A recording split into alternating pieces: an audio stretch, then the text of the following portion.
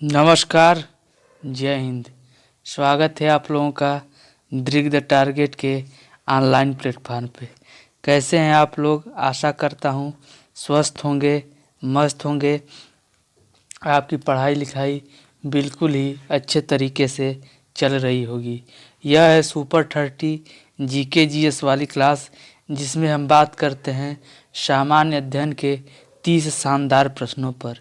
इस क्लास से जुड़े रहने के लिए चैनल को सब्सक्राइब कर दीजिए, वीडियो पसंद आए तो लाइक कर दीजिए और शेयर कर दीजिए, जिससे कि ज़्यादा से ज़्यादा लोग इस क्लास से जुड़ सकें। तो आइए बिना लेट किए स्टार्ट करते हैं आज की अपनी क्लास। पहला क्वेश्चन ये रहा आपके स्क्रीन पे। निम्नलिखित में से कौन सी बीमारी से टीकाकरण द्वारा नहीं बचा जा सकता है? ऑप्शन है आपका काली खांसी, पोलियो, दमा या फिर रेबीज। तो यहाँ सही आंसर हो जाता है कि दमा के लिए कोई भी टीका नहीं होता। अगर हम बात करें दमा की, तो यह एक संक्रामक या फफूंद जनित रोग है। संक्रामक या फफूंद जनित रोग है। फफूंद से यह रोग होता है, फफूंद जनित रोग है। वहीं बात करें हम इसकी, तो यह स्पारजिलस फ्यूगिमेट्स नामक कवक के कारण होता है।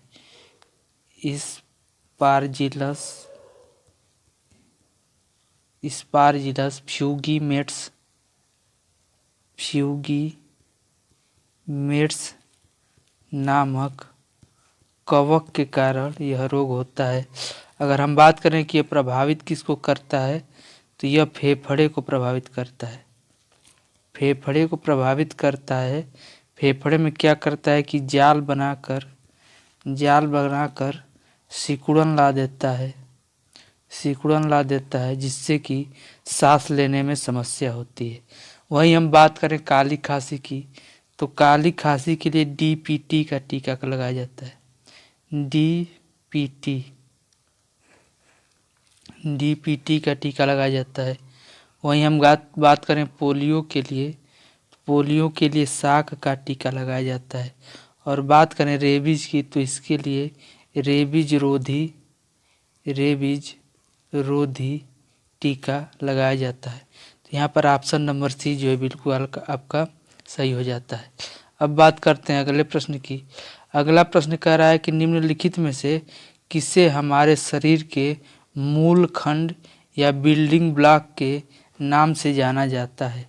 ऑप्शन है आपका कार्बोहाइड्रेट, प्रोटीन, वसा या फिर खनिज पदार्थ। तो यहाँ पर सही आंसर हो जाता है कि प्रोटीन को हम लोग मूल खंड या बिल्डिंग ब्लॉक के नाम से जानते हैं। वहीं हम अगर बात करें कि प्रोटीन शब्द का सर्वप्रथम प्रयोग किसने किया था, तो इसका सर्वप्रथम प्रयोग जे बर्जीलियस ने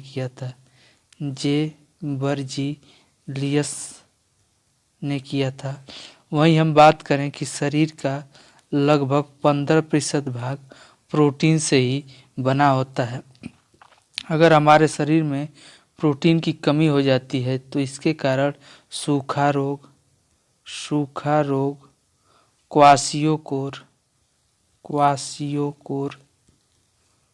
क्वाशियोकोर, इसके अलावा मेरस्मस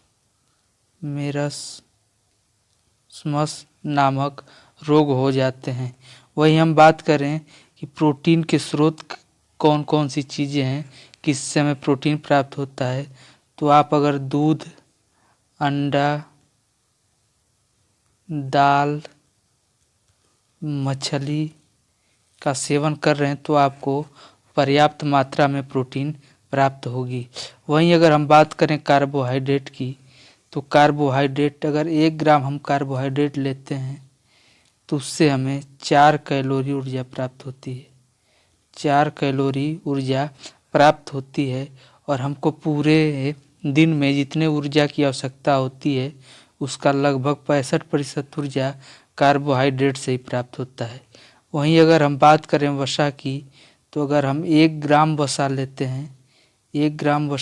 हैं तो उससे हमें 9 कैलोरी ऊर्जा प्राप्त होती है। इस प्रकार हम कह सकते हैं कि वसा से हमको सबसे ज़्यादा ऊर्जा प्राप्त होती है।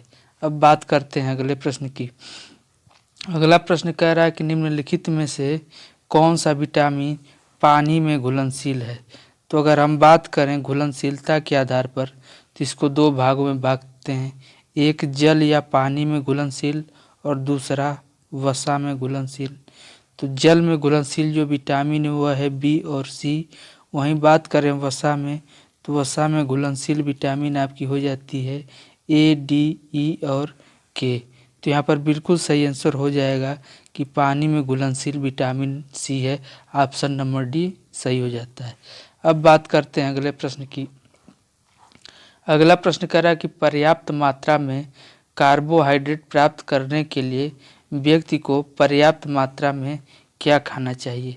ऑप्शन है आपका मांस, चावल, गाजर या फिर मछली। तो ऑप्शन के हिसाब से देखें हम तो चावल बिल्कुल सही हो जाता है। चावल में जो है कि सबसे ज़्यादा कार्बोहाइड्रेट प्राप्त होता है। वहीं बात करें मांस की तो मांस में आपको विटामिन बी टू और विटामिन बी 12 प्राप्त होता है। वहीं बात करें गाजर और मछली की तो इसमें जो है कि विटामिन ए पर्याप्त मात्रा में प्राप्त होता है। अब बात करते हैं अगले प्रश्न की। अगला प्रश्न कह रहा है कि निम्नलिखित में से किस विटामिन की कमी के कारण मसूड़ों से रक्तस्राव होता है और घाव भरने में भी अधिक समय लगता है। तो हम बात करें ऑप्शन है आपका vitamin B 1, vitamin A, vitamin C या फिर विटामिन के। तो यहाँ सही आंसर हो जाता है कि विटामिन सी के कारण जो है कि मसूड़ों से रक्तस्राव होने लगता है। वहीं बात करें विटामिन बी 1 की कमी से तो विटामिन बी 1 के कमी से बेरी नामक रोग हो जाता है, बेरी। वहीं बात करें विटामिन ए से तो इससे रतौंधी हो जाती है, आँखों का शुष्क होना, आँखों का शुष्क होना और इसके अलावा संक्रमण का खतरा भी बढ़ जाता है। वहीं बात करें अगर विटामिन के की तो विटामिन के कमी के कारण रक्त का थक्का नहीं बनता है, रक्त का थक्का न बनना। अब बात करते हैं अगले प्रश्न की। बेराइट तथा एंडुलोसाइट उत्तर प्रदेश के किस जिले में पाए जाते हैं। ऑप्शन है आपका ललितपुर, इलाहाबाद, प्रयागराज, सोनभद्र या फिर मऊ। तो यहाँ सही आंसर हो जाता है कि बेराइट और एंडुलोसाइट सोनभद्र में पाए जाते हैं। वहीं बात करें ललितपुर की तो ललितपुर में आपका सोना के साथ बॉक्साइट, इसके अलावा यूरेनियम और तांबा पाया जाता है। वहीं हम बात करें प्रयागराज की या इलाहाबाद की तो यहाँ पर पोटास और कांच बालू पाए जाते हैं, पाया जाता है। आइए देखते हैं अगला प्रश्न। अगला प्रश्न कह रहा है कि निम्नलिखित में से बाघों के संरक्षण से संबंधित कौन सा स्थल उत्तर प्रदेश में स्थित है। ऑप्शन है आपका सरिस्का, अमनगढ़, जिम कॉर्बेट या फिर पन्ना। तो यहाँ बिल्कुल सही आंसर हो जाता है अमनगढ़ टाइगर रिजर्व उत्तर प्रदेश के बिजनौर जिले में स्थित है और यह 2012 में अस्तित्व में आया था। वहीं बात करें उत्तर प्रदेश के और कुछ पार्क की तो यहाँ पर है आपका दुधवा राष्ट्रीय पार्क जो कि लखीमपुर खीरी में है, लखीमपुर खीरी में स्थित है। वहीं अगर हम बात करें पीलीभीत टाइगर रिजर्व तो ये आपका पीलीभीत में स्थित है। वहीं अगर हम बात कर लें सरिस्का की तो सरिस्का जो है राजस्थान में स्थित है, राजस्थान में। अगर हम बात करें जिम कॉर्बेट की तो यह उत्तराखंड में स्थित है और बात करें पन्ना की तो यह मध्य प्रदेश में स्थित है। आइए बात करते हैं अगले प्रश्न पर। अगला प्रश्न कह रहा है कि बुद्ध ने कहाँ पर अपना पहला धर्म उपदेश देते हुए अपने मत की आधारशिला रखी थी।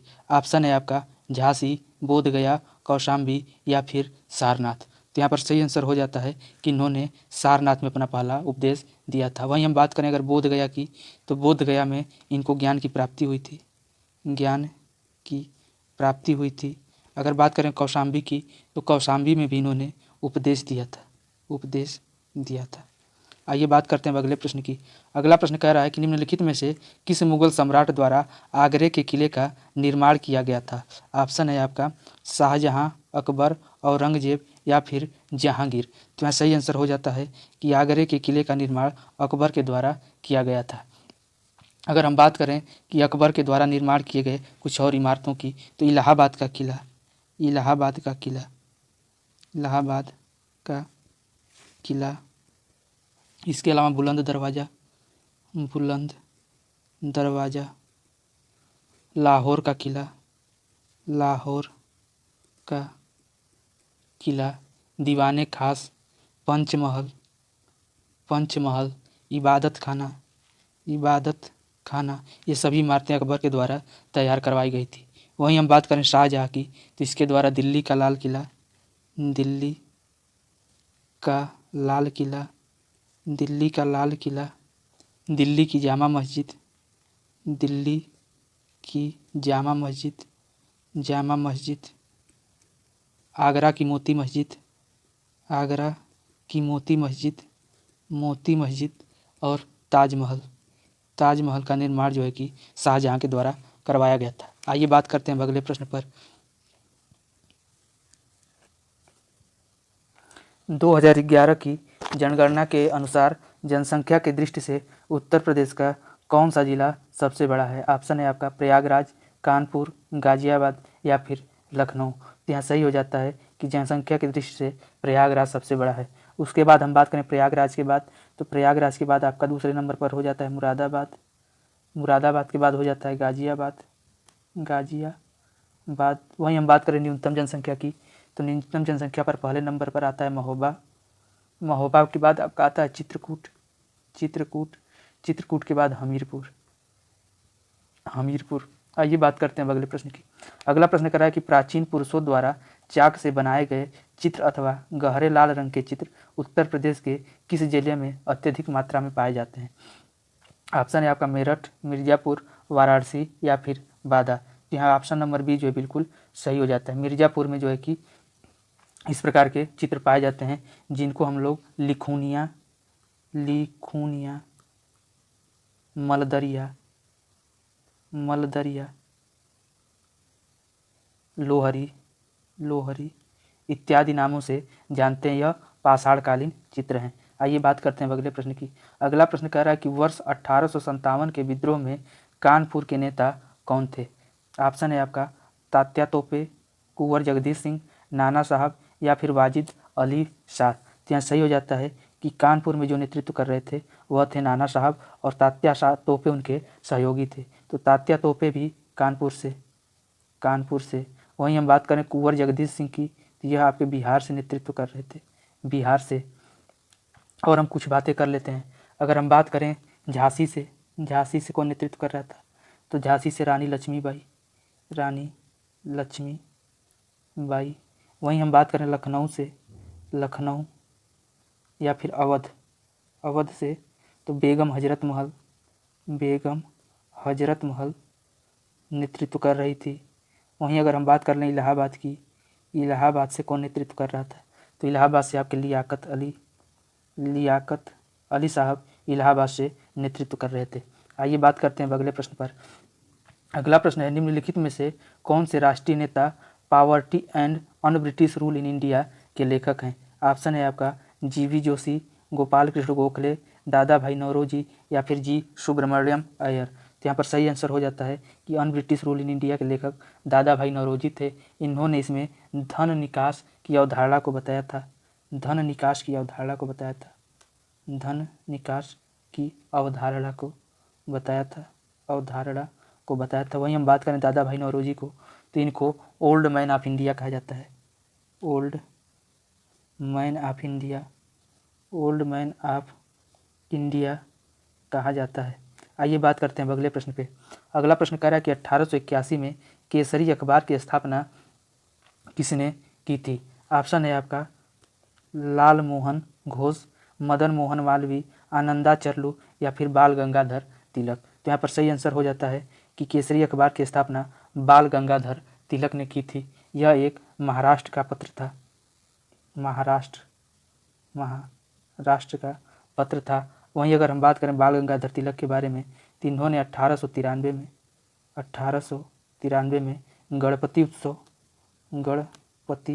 उत्सव और वहीं बात करें 1895 में तो शिवाजी उत्सव की शुरुआत किए थे। आइए बात करते हैं अब अगले प्रश्न की। अगला प्रश्न कह रहा है कि वर्ष 1904 में किसने क्रांतिकारियों के गोपनीय समिति के रूप में अभिनव भारत का आयोजन किया था। ऑप्शन है आपका वी.डी. सावरकर, प्रफुल्ल चाकी, सचिन सान्याल या फिर रास बिहारी बोस। तो यहाँ पर सही आंसर हो जाता है कि अभिनव भारत का आयोजन वी.डी. सावरकर, विनायक दामोदर सावरकर ने किया था। ऑप्शन नंबर ए बिल्कुल सही हो जाता है। यहीं पर जो है कि अभिनव भारत के एक सदस्य थे पी.एन. वापट साहब, जिनको जो है कि बम बनाने की कला सीखने के लिए पेरिस भेजा गया था। तो इस बात को भी ध्यान रखेंगे। अब बात करते हैं अगले प्रश्न की।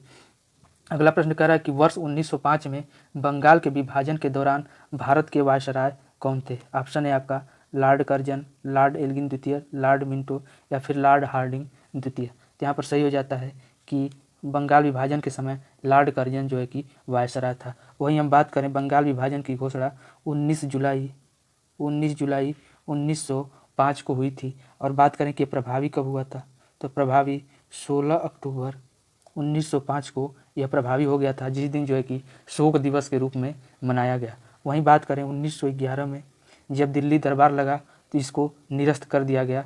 और दिल्ली दरबार के समय अगर बात करें वायसराय की तो लॉर्ड हार्डिंग था। आइए बात करते हैं अगले प्रश्न पर। अगला प्रश्न कह रहा है कि निम्नलिखित में से किस क्रांतिकारी द्वारा the philosophy of the bomb नामक प्रसिद्ध लेख लिखा गया था। ऑप्शन है आपका यशपाल, भगवती चरण बोहरा, भगत सिंह या फिर सूर्यसेन। तो यहाँ पर सही ऑप्शन हो जाता है ऑप्शन नंबर बी, भगवती चरण बोहरा। आइए बात करते हैं अगले प्रश्न पर। अगला प्रश्न कह रहा है निम्नलिखित में से किस ब्रिटिश मिशन योजना ने पाकिस्तान की मांग को अमान्य कर दिया था। ऑप्शन है आपका Cripps mission, Wavell plan, cabinet mission या फिर माउंटबेटन प्लान। तो यहाँ सही हो जाता है कि कैबिनेट मिशन। अगर बात करें कैबिनेट मिशन की तो यह 24 मार्च 1946 को भारत आया था और इसके तीन सदस्य थे पैथिक लॉरेंस, एवी अलेक्जेंडर, इसके अलावा स्टोफोर्ड क्रिप्स इसके तीन सदस्य थे। अब बात करते हैं अगले प्रश्न की। अगला प्रश्न कह रहा है कि किसने घोषणा की थी कि 30 जून 1948 तक ब्रिटिश द्वारा भारत को स्वतंत्रता प्रदान कर दी जाएगी। ऑप्शन है आपका Winston Churchill, Lord Mountbatten, Lord Wavell या फिर क्लीमेंट एटली। तो यहाँ पर सही आंसर हो जाता है इसकी घोषणा क्लीमेंट एटली ने की थी और यह घोषणा 20 फरवरी 1947 को की गई थी। अब बात करते हैं अगले प्रश्न की। अगला प्रश्न कह रहा है कि निम्नलिखित में से क्या 10 डिग्री चैनल से अलग किए गए हैं। ऑप्शन है आपका लक्षद्वीप और मालदीव, अंडमान और निकोबार द्वीप समूह, मिनिकॉय द्वीप और मालदीव या फिर कवारत्ती या मिनिकॉय द्वीप। तो यहाँ पर सही हो जाता है ऑप्शन नंबर बी, अंडमान और निकोबार द्वीप समूह। वहीं अगर हम बात करें 8 अंश चैनल की अगर बात करें तो इसके द्वारा मालदीव और मिनिकॉय अलग होते हैं। मालदीव और मिनिकॉय 8 अंश चैनल के द्वारा अलग होते हैं। वहीं हम बात करें अगर 9 अंश चैनल की तो इसके द्वारा कवारत्ती और मिनिकॉय अलग होते हैं। आइए बात करते हैं अगले प्रश्न पर। निम्नलिखित में से कौन सा पर्वतीय दर्रा उत्तराखंड में स्थित नहीं है। ऑप्शन है आपका लिपुलेख दर्रा, शिवकिला दर्रा, नीति दर्रा या फिर माना दर्रा। तो यहाँ पर सही आंसर हो जाता है कि शिवकिला दर्रा यह उत्तराखंड में नहीं स्थित है, बल्कि यह हिमाचल प्रदेश में स्थित है। इसके अलावा यहाँ पर रोहतांग दर्रा, बड़ा लाचा दर्रा उत्तराखंड में स्थित है, जबकि लिपुलेख, नीति और माना यह तीनों दर्रे आपके उत्तराखंड में स्थित हैं। अब बात करते हैं अगले प्रश्न की। अगला प्रश्न कह रहा है कि निम्नलिखित में से कौन सा विकल्प भारतीय प्रायद्वीप में पश्चिम की ओर बहने वाली दूसरी सबसे बड़ी नदी है। ऑप्शन है आपका नर्मदा, ताप्ती, साबरमती या फिर कोयना। तो यहाँ पर सही आंसर हो जाता है कि ताप्ती जो है यह दूसरी सबसे बड़ी नदी है जो कि पश्चिम की ओर बहती है। यह दक्कन के पठार से निकलती है, दक्कन के पठार से निकलती है और खंभात की खाड़ी में गिरती है, खंभात की खाड़ी में गिर जाती है। वहीं हम बात करें अगर नर्मदा की, तो यह पश्चिम की ओर बहने वाली सबसे बड़ी नदी है, पश्चिम की ओर बहने वाली सबसे बड़ी नदी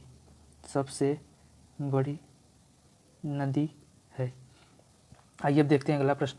अगला प्रश्न कह रहा है कि चेंचू कबीले के लोग जो अधिकतम शिकार तथा जंगली उत्पादों के बिक्री पर निर्भर रहते हैं, निम्नलिखित में से किस राज्य में पाए जाते हैं। ऑप्शन है आपका केरल, अंडमान और निकोबार द्वीप समूह, आंध्र प्रदेश या फिर त्रिपुरा। तो यहाँ पर सही हो जाता है आंध्र प्रदेश में। इसके अलावा यह तेलंगाना, कर्नाटक और उड़ीसा में भी पाए जाते हैं। अब बात करते हैं अगले प्रश्न की। अगला प्रश्न कह रहा है कि मयूर गुड़ को हाल में ही भौगोलिक संकेतक पंजीकरण प्रदान किया गया है। मयूर भारत के किस राज्य में स्थित। ऑप्शन है आपका केरल, आंध्र प्रदेश, उत्तर प्रदेश या फिर महाराष्ट्र। तो यहाँ बिल्कुल सही हो जाता है केरल। यह केरल के इडुक्की जिले में स्थित है। वहीं हम बात करें आंध्र प्रदेश की, तो आंध्र प्रदेश का बनगनपल्ले आम को जीआई टैग मिला है। उत्तर प्रदेश की बात करें तो गोरखपुर का टेराकोटा और प्रयागराज का सुरखा अमरूद को जीआई टैग मिला है। वहीं हम बात करें महाराष्ट्र की, तो महाराष्ट्र के अलीबाग के सफ़ेद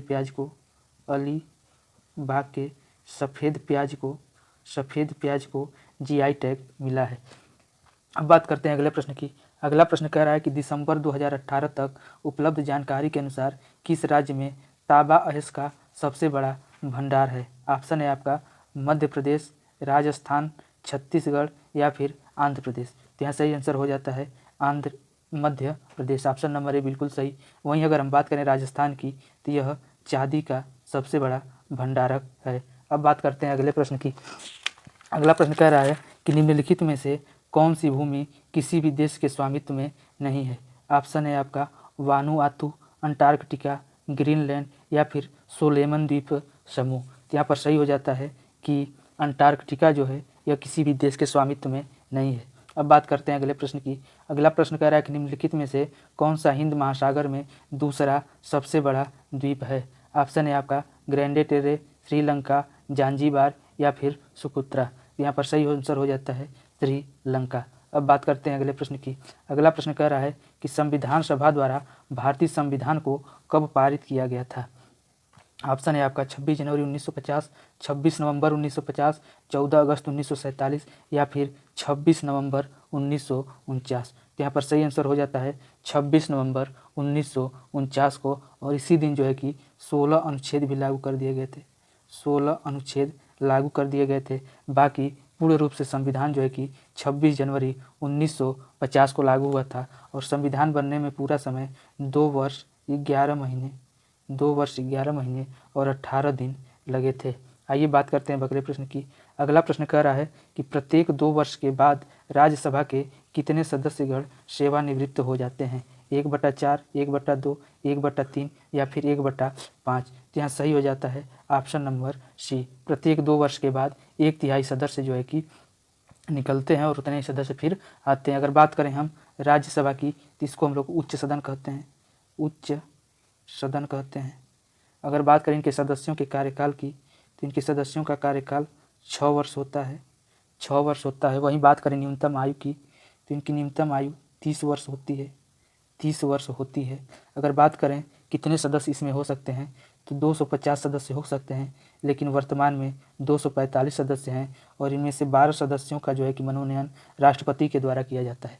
अब बात करते हैं आज के अंतिम प्रश्न की। निम्नलिखित में से कौन सी एक राष्ट्रीय पार्टी नहीं है। ऑप्शन है आपका Communist Party of India, Nationalist Congress Party, Dravida Munnetra Kazhagam या फिर बहुजन समाज पार्टी। तो ऑप्शन नंबर सी जो है बिल्कुल सही हो जाता है द्रविड़ मुनेत्र कड़गम। आशा करता हूँ ये वीडियो आपको पसंद आया होगा। चैनल को सब्सक्राइब कर दीजिए, लाइक कर दीजिए और शेयर कर दीजिए। धन्यवाद।